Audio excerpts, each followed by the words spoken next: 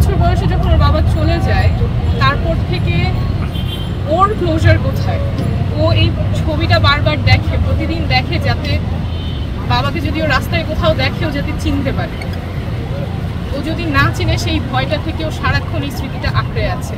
ওর বয়স কত?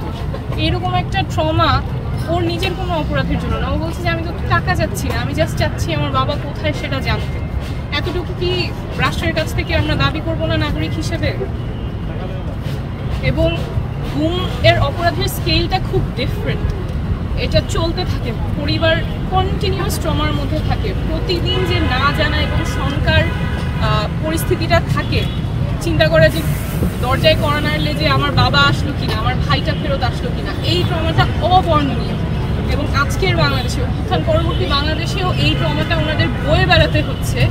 কোনো অ্যান্সার সরকার দিতে পারছে না, রাষ্ট্রীয় বাহিনীগুলো দিতে পারছে না। এটা আমাদের জন্য অনেক বড় লজ্জা।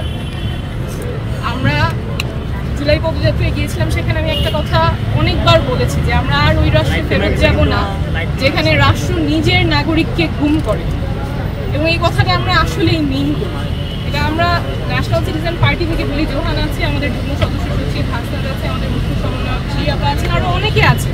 এইটা it is about party line. এটা কোনো রাজনৈতিক দলের বক্তব্য না। আমার মনে হয় সব রাজনৈতিক দল, সব পক্ষ, সব মতের এখানে একমত হওয়া উচিত যে রাষ্ট্রীয় বাহিনী রাষ্ট্রের নাগরিককে গুম করতে পারবে না। ওই বাংলাদেশে আমরা ফেরত যাবো না। এবং সেখান থেকে আমাদের দল থেকে অ্যাটলিস্ট যা যা রেজিলিয়েন্সের গল্প বলে, প্রতিরোধের গল্প বলে, আগেও আমরা শুনেছিলাম যে আসলে গুম তো একটা রাষ্ট্রীয় অপরাধ।